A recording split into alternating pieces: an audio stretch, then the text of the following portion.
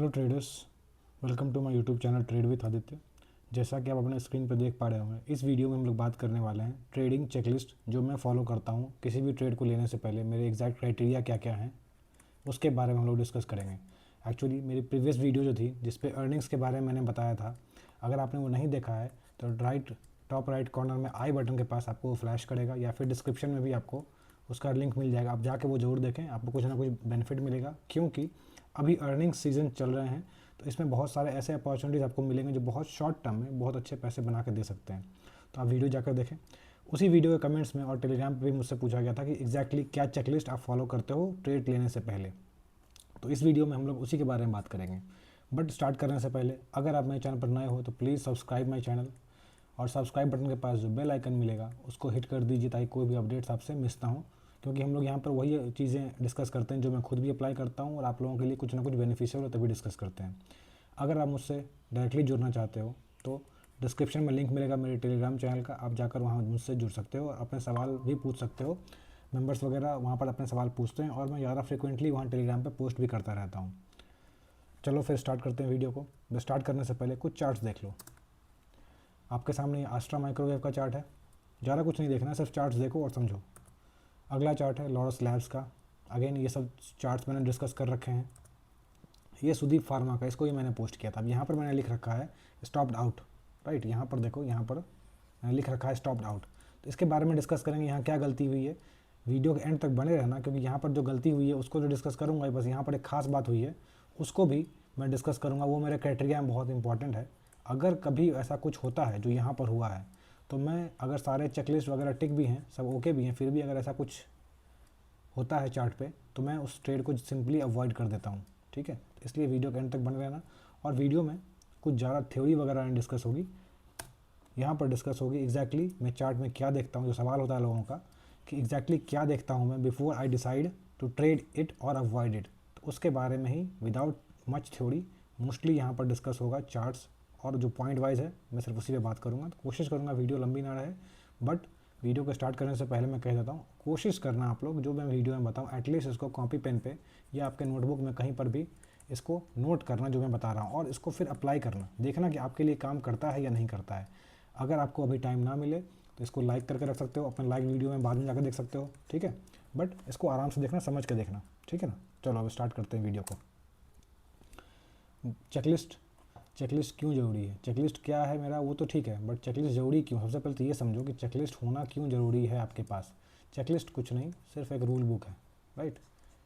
जो मुझसे करीब 5-6 साल से जुड़े होंगे, मैं 6-7 साल से जो ट्रेडिंग कर रहा हूँ, तो जुड़े होंगे जो पुराने ट्रेडर्स, उनको पता होगा पहले जो मैं ट्रेड करता था, पहले जो मेरे रूल्स थे या तरीके थे ट्रेड करने के, अब वो तरीक़ों में बहुत डिफरेंस आ चुका है, राइट। तो ये कैसे आता है, जो भी रूल बुक आप बनाते हो, सपोज़ आज आपने डिसाइड किया कि मैं आदित्य का जो रूल बुक है मैं उसको फॉलो करूँगा, बट ओवर द टाइम आपकी पर्सनैलिटी जो होगी वो मुझसे अलग होगी, आपका ट्रेड लेने का तरीका अलग होगा, आपका रिस्क कैपेसिटी अलग होगा मेरे से, है ना। तो उस केस में जैसे ही आप रूल बुक मेरा फॉलो करोगे, बट इसको धीरे धीरे करके ऑटोमेटिकली ये मॉडिफाई होता जाएगा। मैंने भी कहीं से स्टार्ट किया, आज कहीं और हूँ, किसी और तरीके से ट्रेड करता हूँ, किसी और तरीके से मॉडिफाई करके रखा है रूल बुक को, राइट। तो आप इसको इम्प्लीमेंट कर सकते हो फॉर स्टार्ट, बट उसके बाद ऑटोमेटिकली ये आपके हिसाब से एडजस्ट होता चला जाएगा, और एडजस्ट करना भी चाहिए। तो ये चेकलिस्ट जो होता है ना, ये आपकी पर्सनैलिटी को भी शो करता है। तो चेकलिस्ट क्यों ज़रूरी है अब बात करते हैं। चेकलिस्ट होने का मतलब, चेकलिस्ट से आपको क्या फ़ायदा होता है। बहुत सारे ट्रेड्स आपको नहीं लेने होते हैं। सपोज़ मैं ब्रेकआउट ट्रेडर हूँ, राइट, इतना पता है लोगों को। एक मिनट में इसको क्लीन कर देता हूँ ताकि और अच्छे से समझा पाऊँ। हाँ, तो अब समझो मैं एक ब्रेकआउट ट्रेडर हूँ, राइट। तो क्या मैं हर एक ब्रेकआउट को ट्रेड करता हूँ। अगर मैं हर एक ब्रेकआउट को ट्रेड करूँगा तो क्या मैं प्रॉफिटेबल रहूँगा। आप खुद सोचो, अगर हर एक ब्रेकआउट को आप ट्रेड करोगे तो क्या वो सक्सेसफुल होगा। अल्टीमेटली आपका विनिंग रेशियो ख़राब हो जाएगा, आपका जो नेट प्रॉफिट है वो नीचे चला जाएगा। इसलिए कौन से ब्रेकआउट को ट्रेड करना है, कौन से ब्रेकआउट को अवॉइड करना है, किस ब्रेकआउट में अच्छे पोजीशन साइजिंग से करना है एंट्री, किस ब्रेकआउट में छोटे पोजीशन साइज से एंट्री करनी है और किसको रूम देना, ये सब चीज़ों को ही डिस्कस करता है मेरा चेकलिस्ट। आपका भी अगर कोई चेकलिस्ट है तो कमेंट सेक्शन में लिखना कि आप किस चेकलिस्ट को फॉलो करते हो। और इस वीडियो के एंड तक अगर आपको कुछ भी बेनिफिशियल लगा जो मेरे चेकलिस्ट में इंक्लूडेड है, तो आप उसको कौन सा ऐसा पॉइंट है जो आप अपने चेकलिस्ट में इंक्लूड करना चाहोगे, अपने रूल बुक में इंक्लूड करना चाहोगे, कमेंट सेक्शन में मेंशन करना, ठीक है। तो जैसा मैंने कहा, वो रूल बुक ही डिसाइड करता है मैं कौन सा ट्रेड लूँगा, कौन सा नहीं लूँगा। हर रोज़ मार्केट बहुत सारी अपॉर्चुनिटीज़ देता है, बट हर रोज़ जो अपॉर्चुनिटीज़ होता है हर ट्रेड लेने वाला नहीं होता है, हर ब्रेकआउट लेने वाला नहीं होता है। तो मेरा प्रिंसिपल क्या है? मेरा प्रिंसिपल है ट्रेड सेलेक्ट करना नहीं, ट्रेड को रिजेक्ट करना। मैं रिजेक्शन प्रिंसिपल से काम करता हूँ, ठीक है। सपोज़ मैंने 500 चार्ट्स देखे, तो मेरा पर्पस रहता है कि 500 के 500 को रिजेक्ट कर दूँ unless there is something really good. और गुड किस तरह से होगा? वो मेरे चेकलिस्ट को अगर पास करता है तो, ठीक है। My checklist is my rejection process, समझ गए? चलो ये समझें चेकलिस्ट क्यों जरूरी है, क्या होता है चेकलिस्ट, किस तरह से डेवलप कर सकते हैं, इसको मॉडिफाई कर सकते हैं। अब आते हैं सीधा पॉइंट पे, ठीक है ना। जो मैंने चार्ट्स दिखाया आपको यहाँ पे, ये सब चार्ट्स मैंने क्यों ट्रेड किए, मैंने मेंशन कर रखा है पिछली वीडियो में भी, उससे पहले वीडियो में भी, इवन टेलीग्राम पे ये पोस्ट कर रखा है। इनफैक्ट इस चार्ट को तो मैंने जहाँ पर ट्रेड लिया था ना, इस दिन ही पोस्ट किया था। तो ठीक है, पर्पस क्या है आपको बताना कि मेरी चेकलिस्ट क्या है। तो स्टार्ट करते हैं, सीधा पॉइंट पे आते हैं। Overall character of the chart, सबसे पहला इंपॉर्टेंट पॉइंट, सबसे पहला नंबर 1, सबसे पहले ओवरऑल कैरेक्टर किस तरह का है। अब इसमें इसको एक्सप्लेन करने से पहले मैं मार्क मिनर्विनी, जो बहुत फेमस ट्रेडर हैं, ठीक है, यूएस इन्वेस्टिंग चैम्पियनशिप भी जीत चुके हैं कई बार, वो लिखते हैं अपने बुक में हॉपिंग हॉर्स के बारे में। अगर आपने पढ़ा है तो कमेंट सेक्शन में लिखना, ताकि बाकी को भी पता चल सके। हॉपिंग हॉर्स का मतलब क्या, उनका कहना क्या है, हमें ऐसे हॉर्सेस की राइडिंग नहीं करनी है जो हमें रास्ते में इंजर्ड कर दे, बल्कि ऐसे हॉर्सेस की राइडिंग करनी है जो हमें रेस के एंड तक पहुंचा सके। मतलब क्या हुआ, सपोज 2 तरह का चार्ट है, एक इस तरह से चलता है, ठीक है, दिख रहा है, ये भी ऊपर गया है ना, और एक इस तरह चलता है यहाँ पे, इस तरह से, ये मूविंग एवरेज अगर लाइन है इस तरह चलता है। अब आप बताओ कौन से हॉर्स की राइडिंग या कौन से चार्ट की राइडिंग ज़्यादा ईजी है। इस ये वाले घोड़ी की राइडिंग अगर करते हो या इस चार्ट की, तो बहुत जगह चांसेस है स्टॉप लॉस हिट होने के, ऊपर गया है, बट अगर आप रूल से फॉलो करते हो, रूल्स फॉलो करते हो, तो आपके स्टॉप लॉस हिट होने के चांसेस बहुत ज़्यादा हैं। या फिर ऐसे चार्ट्स को अगर बार बार देखोगे तो आपको खुद ही लगेगा यार कैसा चार्ट है, इससे अच्छा निकल जाए इससे। बट ऐसे चार्ट्स में, ऊपर वाले चार्ट जो मैंने यहाँ दिखाया ना, इसमें आपको रूम देने का, मार्जिन देने का भी मतलब अलाउ कर सकते हो, थोड़ा सा मूव करने का, और शांतिपूर्ण तरीके से अच्छे से ऊपर चल रहा है, तो ऐसे स्टॉक को राइड करना ज़्यादा आसान होता है, ज़्यादा फायदेमंद होता है।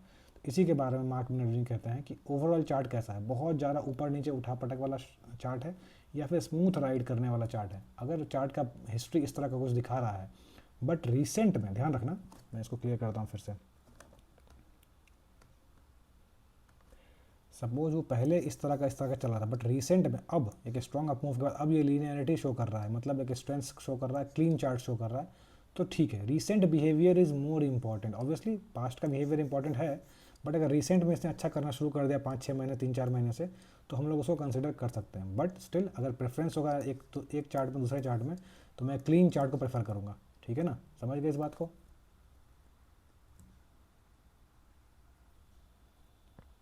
चलो आगे बढ़ते हैं, इस पॉइंट को समझ गए, मैं डिस्कस करूँगा चार्ट्स को। चलो एक डिस्कस कर लेता हूँ, मैं आपको दिखाता हूँ मैं चार्ट किस तरह की। सपोज़ एक चार्ट है ICIL, ठीक है, इंडो काउंट इंडस्ट्रीज़। अगेन इस वीडियो में जो भी डिस्कस हो रहे हैं स्टॉक्स, वो किसी तरह के रिकमेंडेशंस नहीं हैं, ये याद रखना। अब यहाँ पर देखो इस चार्ट को, अभी यहाँ देखो, क्या ये चार्ट ऑब्वियसली बेसिंग फेज में है, बट क्या ये चार्ट राइड करने लायक है, इवन शॉर्ट करने लायक भी नहीं है। अगर शॉर्ट करना कोई चाहता है यहाँ पर इस जगह पे राइट लेफ्ट साइड में देखो यहाँ से, तो ये स्मूथ नहीं है, बहुत बार ऐसा हिट होता है, समझ गए। बट उसके बाद ये क्या करना शुरू किया, अब ये एक स्मूथ मूविंग एवरेज को, 20 डे मूविंग एवरेज को रिस्पेक्टफुली मूव करना शुरू किया है। तो अब यहाँ पर इसको कंसिडर कर सकते हैं अगर आपके पास और ऑप्शंस नहीं है तो। बट अगर एक अच्छा ऑप्शन मिलता है, सपोज एक ऐसा चार्ट मिलता है जैसे एरोफ्लेक्स, अब तो इसने बैकग्राउंड दे दिया है तो चलो कोई बात नहीं, बट जिस तरह से ये मूव कर रहा था, अगर इस तरह से मूव करने वाला चार्ट मिले जो देखो अच्छे से मूव कर रहा है, तो ऐसे स्टॉक्स में हम लोग काम करना प्रेफर करेंगे एज़ कम्पेयर टू ऐसे स्टॉक जहाँ पर बहुत ज़्यादा वॉलेटिलिटी है। समझ गए इस बात को। ओवरऑल कैरेक्टर क्या है, अब आते हैं सबसे important point, obviously overall character के बाद number 2, prior up trend. Prior up trend, अब स्ट्रॉन्ग अप ट्रेंड की मतलब क्या है, इसमें 2 पार्ट है, आवर पोजीशन इस पे आते हैं, बट इसे ना समझो। स्ट्रॉन्ग अप ट्रेंड मतलब मार्केट अगर 20% मूव कर रहा है, तो आपका स्टॉक 40%, 50%, 100% इस तरह से मूव करना चाहिए। उसके बाद बेस में सपोज मार्केट अप मूव में था, ये भी अप मूव में गया, ये 50% मूव किया, मार्केट 20%, तो दिस इज स्ट्रॉन्ग। ये नहीं कि ये 20% मूव किया तो ये भी 20%, then it is not strong. ऐसे स्टॉक्स को जनरली अवॉइड करेंगे।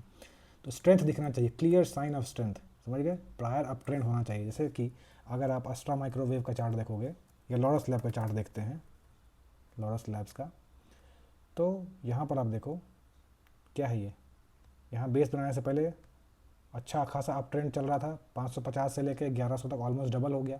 उसके बाद इसने एक बेस बनाया और उसके बाद रैली स्टार्ट हुई, ठीक है। तो ये समझ गए प्रायर अप ट्रेंड बहुत इंपॉर्टेंट है। कितना अप ट्रेंड ये आपको डिसाइड करना है, आपके एक्सपीरियंस आपको समझ में आएगा कि आपको 100% वाला मूव ज़्यादा अच्छा काम करता है या 200% वाला मूव अच्छा काम करता है या फिर 50% वाला।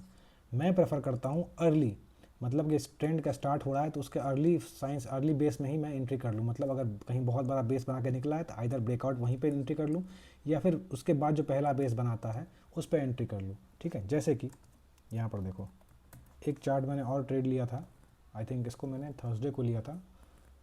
यहाँ पर देखो सबसे पहले ये बड़ा बेस है,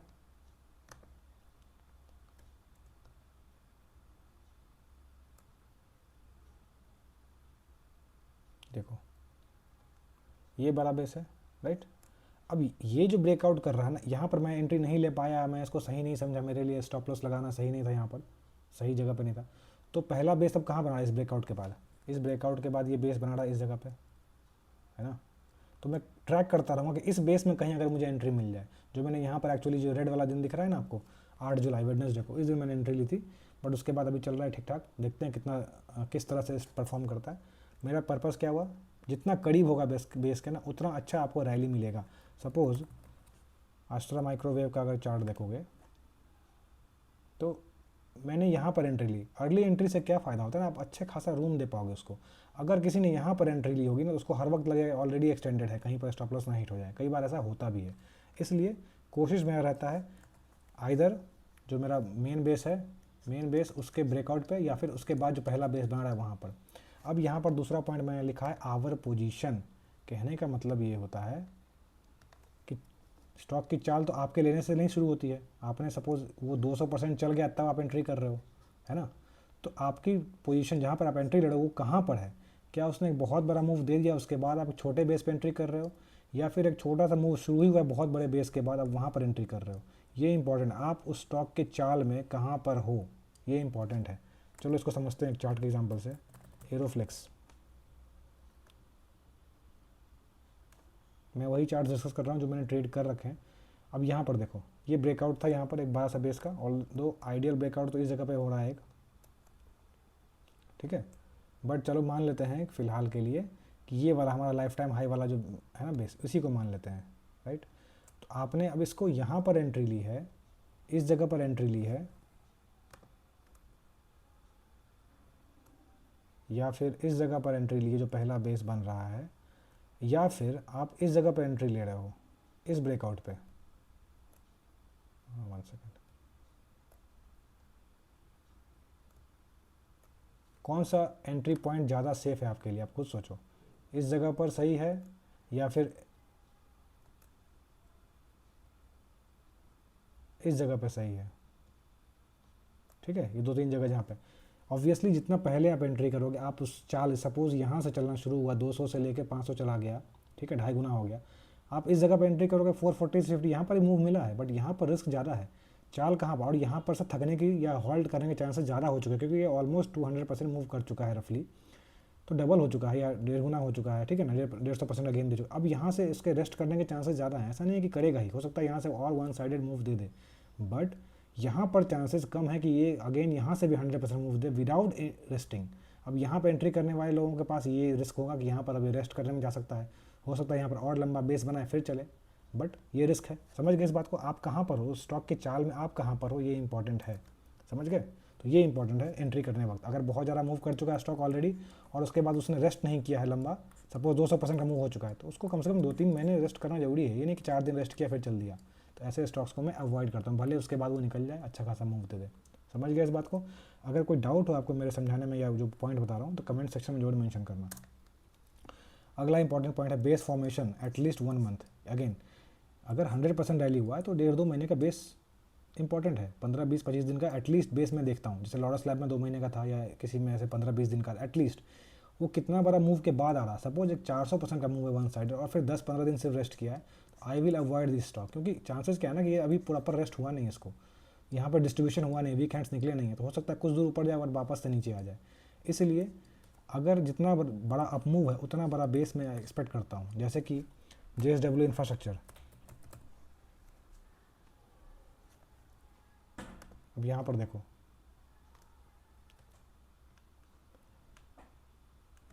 यहाँ पर 143 से कितना 150% का गेन दे चुका है, ठीक है, 2.5 गुना हो गया स्टॉक। तो कितना बड़ा बेस लिया है इसने, ऑलमोस्ट 2 साल का।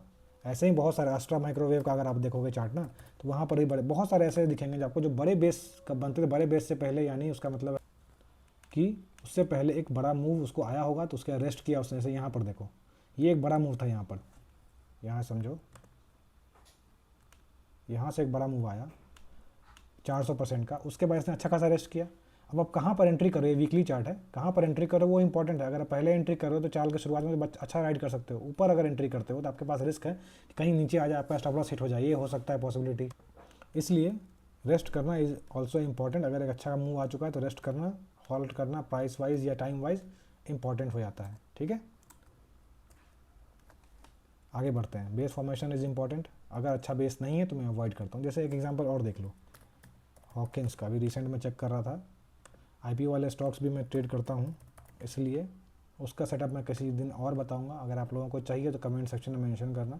बट यहाँ पर मैं समझाना जो चाह रहा हूँ वो देखो, देखो यहाँ पर बेस है। अब कि ये कितना बड़ा है, ज़्यादा बड़ा 20-30% का मूव है, बट यहाँ पर इस बेस को मैं अवॉइड करता हूँ। और दूसरा बात 20 SMA के पास नहीं है, तो मैं जनरली इसको एनफ पुल बैक नहीं मानता हूँ अगेन रैली के लिए। यानी स्टॉक जब रेस्ट करेगा तो प्राइस वाइज टाइम वाइज दोनों कर सकता है, एक रैली के बाद या पुल बैक दिखाए या फिर इसी जगह पर होल्ड करे। बट एनफ अगर पुल बैक नहीं दिखाया तो होल्ड करने का टाइम एनफ होना चाहिए, 15-20 दिन एटलीस्ट।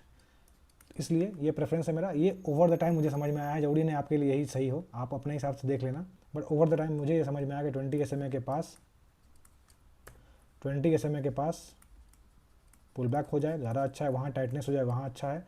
और दूसरा 15-20 दिन, 1 महीने का अगर बेस मिल जाए तो ज़्यादा अच्छा है, अच्छा रैली मूव देता है उसके बाद। अब अगला पॉइंट है price trading near highs. Obvious बात है, मेरी ऐसे कुछ एक्सपीरियंस रहे हैं ट्रेड्स में। मैं भी एग्जांपल दिखाता हूँ, जहाँ पर 2 तरह के चार्ट्स, एक मेजर डाउन ट्रेंड के बाद एक ऊपर गया है और यहाँ पर टाइटनेस दिखा के यहाँ ब्रेकआउट दिया, और एक अच्छी खासी रैली के बाद हाई के पास कहीं ब्रेकआउट दिया, अर्ली एंट्री हो या मेजर हाई के पास हो। दोनों केसेस में मैं दिखाता हूँ चार्ट में क्या मेरा एक्सपीरियंस रहा है, ये समझो। जैसे यहाँ पर आपके सामने फिन केबल्स का चार्ट मैंने शेयर किया था एक बार, रिटेस्ट वाला सेटअप था, या फिर एक और चार्ट में दिखाऊंगा। अब देखो मैंने इसको यहाँ पर इस जगह के आसपास 20 SMA के पास पुल बैक किया था, यहाँ पर एंट्री ली इस जगह के आसपास, और उसके बाद 2 दिन बाद ही मेरा स्टॉप लॉस हिट हो गया, ठीक है। क्यों? मैंने इसको इग्नोर किया, मेजर डाउन ट्रेंड है, दिख रहा है। दूसरा चार्ट देखो, डेली वेरी, इसको ही मैंने प्रेफर किया था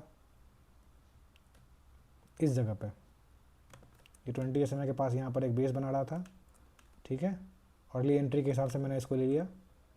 अगर आप इसको देखोगे जूम आउट करके तो आपको दिखेगा कि बहुत बड़ा बेस दिखेगा आपको ऐसे, ठीक है ना।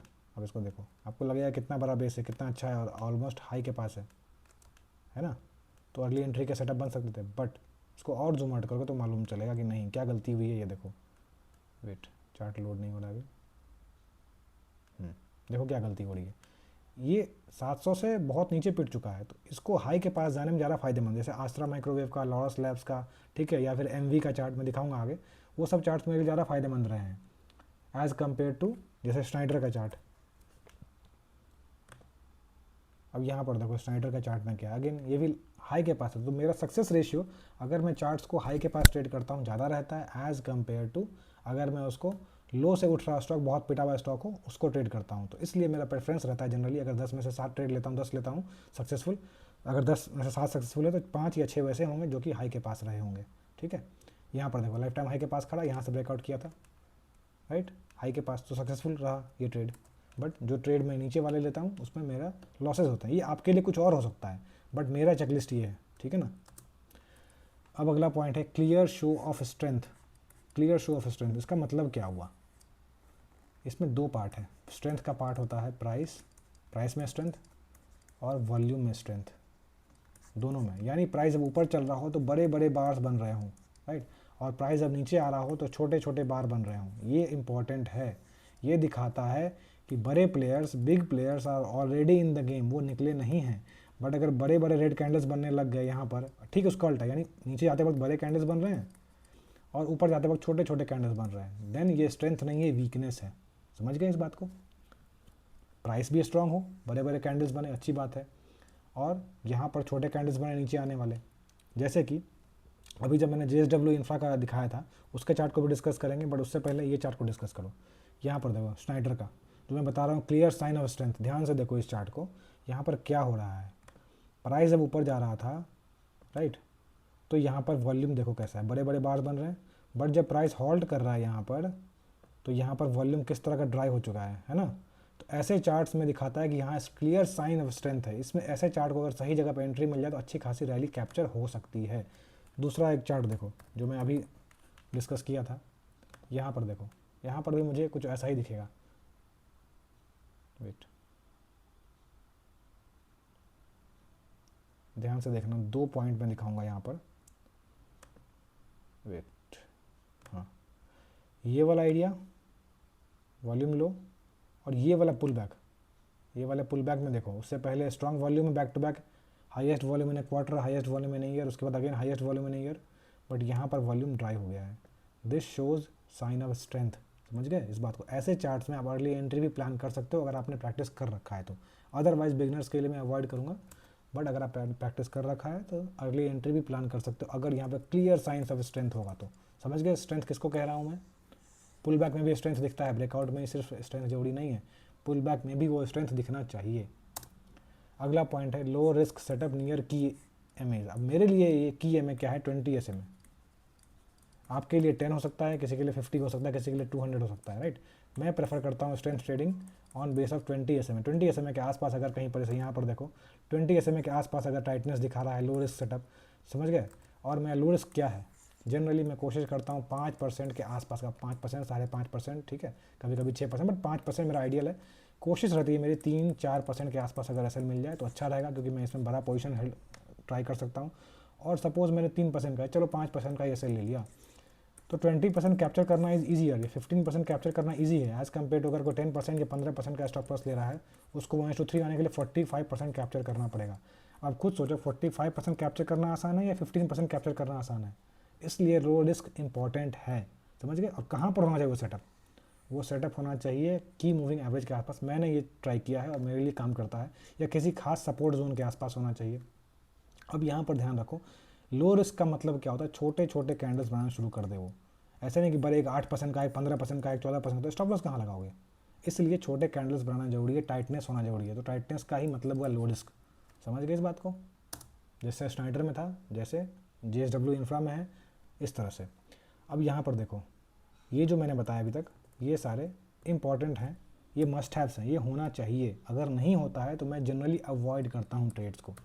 बट कुछ ऐसे भी पॉइंट्स हैं जो कि अगर हों तो एड ऑन्स हैं या फिर नाइस टू हैव है, ठीक है। अगर है तो अच्छी बात है, नहीं है तो डील ब्रेकर नहीं है। जैसे अर्निंग्स कैटलिस्ट। अब अर्निंग्स का एग्जांपल देखो, यहाँ पर वोक फार्मा बाकी क्राइटेरिया भी मीट करेगा, बट अर्निंग्स यहाँ पर नज़दीक में था, तो मैंने इसको ट्रेड किया था। मैंने एक्चुअली इसको पिछले वीडियो में भी डिस्कस किया था। यहाँ पर देखो, इस चार्ट को मैं जूम आउट करता हूँ, ध्यान से देखना इस चार्ट को। लाइफ टाइम हाई के पास खड़ा है ना, इसमें कोई डाउट नहीं है, स्ट्रॉन्ग अप ट्रेंड है। अब यहाँ बेस बना है, वापस से ऊपर आया है। अब यहाँ पर देखो वॉल्यूम्स, यानी clear sign of strength. Pull back के समय वॉल्यूम डाउन है ना, वॉल्यूम डाउन है यहाँ पे, पुल बैक। यहाँ पर इस दिन ब्रेकआउट आया, मैंने इस दिन एंट्री ली, और आई थिंक इस जगह पे ही कहीं पर निकल गया था। मैं इसको राइड नहीं कर पाया था, बट मेरे लिए ठीक ठाक 2 दिन में अच्छा खासा मूव दे दिया, 17-18% का, तो मैं निकल गया था, ठीक है।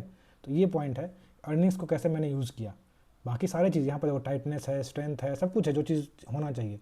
बस अर्निंग्स कैटलिस्ट था यहाँ पर, अर्निंग्स के बाद स्ट्रॉन्ग मूव आया था। अर्निंग्स को कैसे ट्रेड करते हैं मैंने वीडियो में बता रखा है, पिछले वीडियो में जाकर वो देखो, बट यहाँ पर उसका बेनिफिट लेके मैंने ट्रेड किया। सेक्टोरल ट्रेड टेल विंड, जैसे कि अस्ट्रा माइक्रोवेव, यहाँ पर डिफेंस का है, सेक्टर पुश था, मैंने उसको यूज़ किया। अर्निंग्स के पास भी था, तो यहाँ पर मूव दिखा रहा था, स्ट्रेंथ दिखा रहा था, लाइफ टाइम हाई के पास, अर्निंग्स के पास खड़ा है with strong candles, that means strength, again sine of strength. Early entry ले ली मैंने। डिफेंस का स्टॉक था, तो ये भी सेक्टोरल ट्रेड विन था। उसके साथ साथ आप देखो यहाँ पर लॉरस लैब, इसमें क्या था? फार्मा का स्ट्रेंथ था, सेक्टोरल ट्रेड टेल विंड। उसके बाद स्नाइडर, यहाँ पर भी डिफेंस वाला काम चल रहा था, इलेक्ट्रॉनिक्स में डिफेंस को सप्लाई करता है, ठीक है। तो इस तरह से MV वाला, एमवी का ट्रेड मैंने शेयर कर रखा है टेलीग्राम पे, बहुत डिटेल में समझाया है, अगर आप नहीं जुड़े हो डिस्क्रिप्शन में जाके देख सकते हो। एमवी वाले में भी क्या हुआ था, ये तो आईपीओ बेस्ड सेटअप भी है, बट यहाँ पर भी लाइफ टाइम हाई के पास खड़ा है, टाइटनेस शुरू हुआ यहाँ पर हाई के पास है, एंट्री ली मैंने। और यहाँ पर क्या चल रहा था उस वक्त जब मैंने ट्रेड लिया था, तब ऑयल का इशू चल रहा था, ठीक है ना। तो वहाँ पर बैटरी या बैटरी स्टोरेज या एनर्जी स्टोरेज वाला कहानी चल रहा था, वहाँ पर सेक्टोरल टेलविंड आया था, सेक्टोरल पुश आया था और उसको अच्छा खासा रैली दे गया। तो इस तरह से समझ गए फंडामेंटल स्टोरी।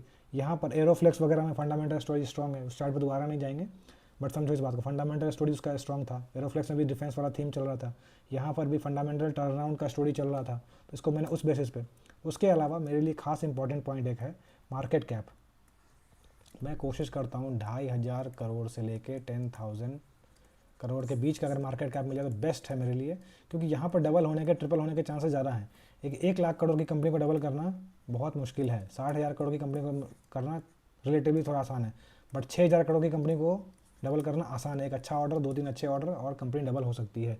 इसलिए मेरा प्रेफरेंस था छोटे स्टॉक्स, बट छोटे स्टॉक्स में वॉलेटिलिटी भी आती है, तो इस चीज़ को ध्यान रखना अगर आप ट्रेड करते हो तो। अगर आपको वॉलेटिलिटी नहीं पसंद है तो थोड़े बड़े मार्केट कैप में चले जाओ, 50,000 में चले जाओ, 60,000 में चले जाओ, ठीक है ना। इसलिए इस तरह से काम करना है। अब यहाँ पर देखो, जो मैंने कहा ये फ्लेक्सिबल क्राइटेरिया है, ये हो तो बड़ी अच्छी बात है, एडवांटेज है, ना हो तो कोई बात नहीं, देखा जाएगा। चार्ट अगर अच्छा है तो ट्रेड कर लूँगा मैं, ठीक है। तो ये था। अब जो मैंने बताया था ना एंड में डिस्कस करूँगा उस पॉइंट। अगर आप तक बने हुए हो और आपको पसंद आया तो लाइक ज़रूर करना और अपने दोस्तों के साथ भी शेयर करना, और कमेंट सेक्शन में लिखना है कौन सा पॉइंट आपको सबसे अच्छा लगा। अब आते हैं बोनस पॉइंट को, जो मैंने स्टार्टिंग में कहा था। अब यहाँ पर देखो क्या हो रहा है, पहले चलते हैं स्टार्टिंग वाले चार्ट पे जो मैंने स्टार्टिंग में डिस्कस किया था, और इसको मैं क्लियर करता हूँ। 2 चार्ट के बेसिस पे मैं आपको समझाऊंगा क्या गलती होती है, क्या इंपॉर्टेंट चीज़ है। जो जनरली लोग इसको अपॉर्चुनिटी समझते हैं, मैं ट्रैप समझता हूँ।